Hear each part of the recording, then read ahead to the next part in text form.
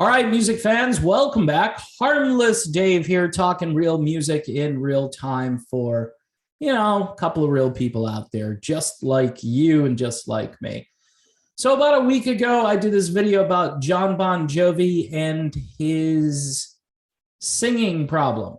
And now we've got verification that yours truly isn't that far off the mark.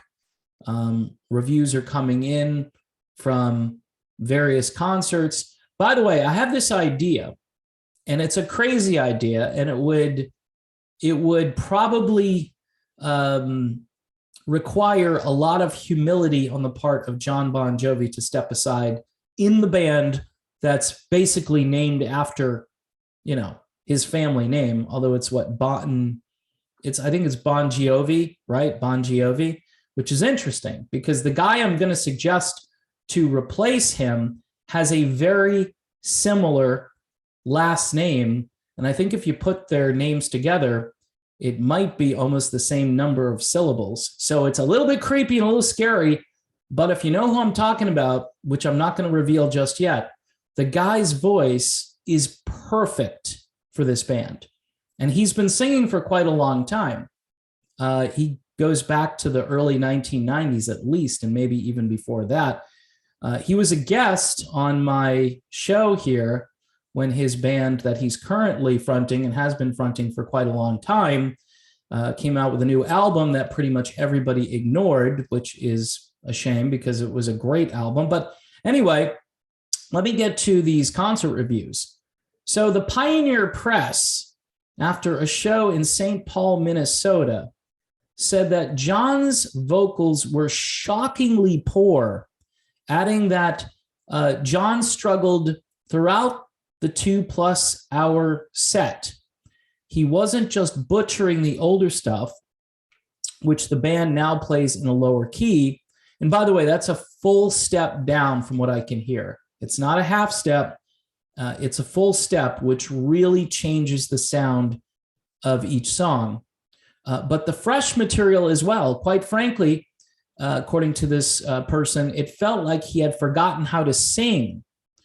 The Charlotte Observer was a bit kinder, but said that throughout the band's rendition of the 2004 promo single, "The Radio Saved My Life Tonight," it felt like John was searching for the right note and only finding it maybe 60 to 70% of the time. During every chorus of the mega hit, "You Give Love a Bad Name," he seemed to unintentionally be singing a little bit behind the beat. And on top of that, there wasn't much punch to his vocals, yet he inexplicably seemed somewhat out of breath in spots. On another big anthem, "It's My Life," he once again was quite clearly veering into and out of key. And those were just 3 out of the first 5 songs. The Omaha World Herald noted that John's voice heft, or his voice's heft, which carried choruses of songs like "Living on a Prayer" and "It's My Life," is now reedy. He sounds thin. He's not a lot of tone, or there's not a lot of tone in his voice. He can't quite hit the notes. Luckily for John, he had the help of 6 additional musicians and their considerable vocal abilities to keep him afloat. So John Bon Jovi is now 60 years old. And they go on here to talk about him canceling performances last year due to the thing, but that has nothing to do with this article. Now, a lot of these rock stars and older musicians, they just can't admit it when something like this happens. They cannot come to terms with it, or they ignore it. And this is very much like the media does in general in our country. Like if there's something obvious there and they should be telling you, they won't tell you. And it's crazy. It's a crazy parallel I just drew. But I see it every day in so many different things. And this is another one of those circumstances, but at least there are some honest people in the press who are reporting on the reality of this. Now, Again, I was telling you about a guy who, quite honestly, sounds like John did maybe 30, 35 years ago. And he's been recording for almost as long as Bon Jovi. And he's currently the lead vocalist in a band called Hardline. And he's been in that band since the very beginning. And he has a very similar voice to John Bon Jovi. His name is Johnny Gioeli. Johnny Gioeli, he even has a name that kind of sounds like John Bon Jovi, right? Johnny Gioeli, John Bon Jovi. Get the point? The bigger overarching point is Johnny can sing. Johnny sounds as good as he's ever sounded. The last Hardline album was fantastic. And by the way, it's not wimpy material. What Bon Jovi did over the years is they became this adult contemporary band. And this is a thing that Eddie Trunk cited as knowing how to adapt. And I didn't agree with his point. I mean, people wanted to hear, you give love a bad name, for better or worse. That's what they wanted to hear. All the old fans wanted to hear those songs that came out in the late 80s and early 90s. And a few of those fans probably thought to themselves, why did this band change so much? Well, of course, they lost Richie. Richie quit, and Richie was really important to that band. Maybe Richie, jumped overboard knowing that John was struggling vocally, but this was how many years ago now? Maybe he just knew things weren't going to get better. And, to show a little bit of sympathy and support here for John, this is really difficult material to sing at any age. But this guy here, this guy could do it. He could do it. He could revive this brand. Now, again, the big problem is this isn't Journey. This isn't Foreigner. This isn't Styx, right? Where you can just bring in a singer and say, hey, we're still the same band, right? No, this is Bon Jovi, right? So if you're bringing in a new singer from Bon Jovi, that's going to make people think, hey, you can't do that because the band is named after the guy who's singing. So that makes it really difficult. Moreover, my guess is, would John Bon Jovi step aside? No, probably not. But this is a killer idea. I'm starting to think that Johnny Gioeli should start a band called Gioeli, right? And go out and sing these songs at full strength, get a really good band, maybe even recruit Richie Sambora into it. Ooh, yeah. And I bet you they would sell a lot of tickets because I know Johnny would do these songs justice. Now, I don't know if Johnny likes this material. I don't know if he'd want to step away from Hardline, but there's a huge opportunity here to keep this music alive, at least for a while.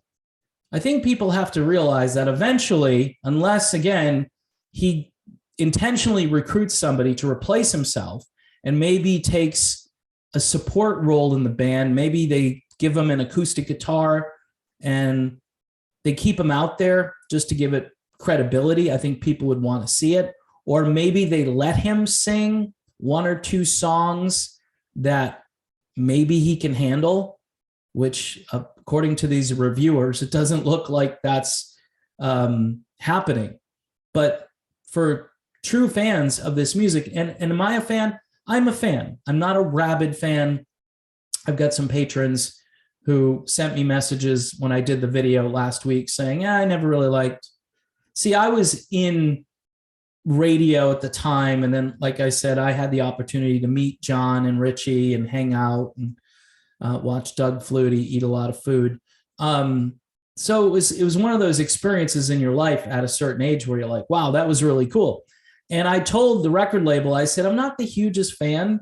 I said that to them. I'm not the hugest fan, but yeah, I'll sure. You want me to go backstage? I mean, a bunch of screaming, teenage 17-year-olds, girls out there. And I'm like, all right, yeah, that's fine.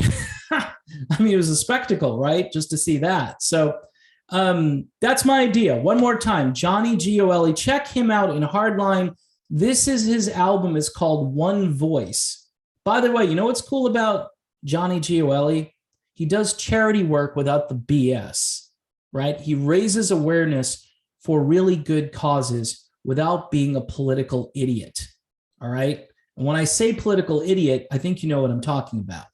This is a guy who has good intentions, and his goal isn't to take a side like John Bon Jovi has, especially recently, which again has made me even less enthusiastic about this music than I was back in the day, right? Some people will say, well, this is glam rock from the 80s and early 90s, and then he was trying to imitate Bruce Springsteen or whatever he was trying to do. It was pop metal.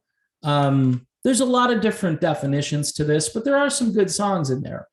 Wanted Dead or Alive. I'd love to hear that version with Johnny G singing instead of John Bon Jovi. Just saying. It's a crazy, far-fetched, weird idea I've got. But when I first heard about this last week, I started to think, now who sounds like John Bon Jovi? And then I'm like, of course, Johnny Gioeli. So anyway, it might not work, and this suggestion might not go to where it needs to go. I don't have a relationship with Johnny G, although he was on the show. So maybe he'll look me up after this, and I can have him on and propose this idea to him and see what he thinks. But in the meantime, go check out music from Hardline. Go listen to this album, One Voice, which came out a few years ago.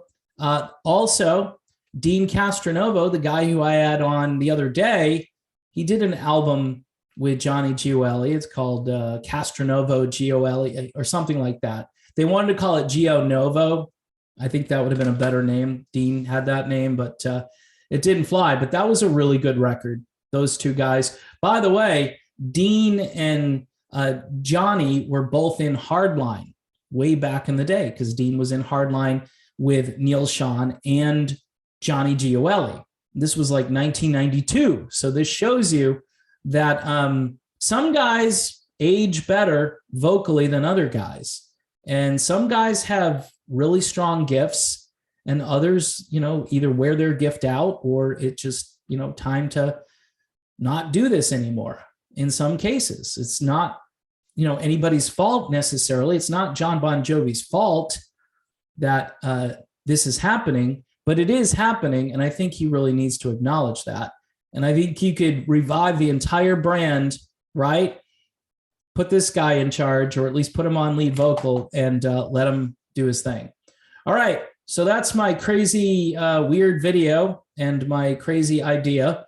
Who knows? Maybe it will take, maybe it won't. It probably won't, but at least it's an idea. So thanks again. Don't forget to subscribe, hit the bell for notifications, and Patreon, people, for just $1 a month, $2 a month, whatever you can afford. And of course, I will see you all soon.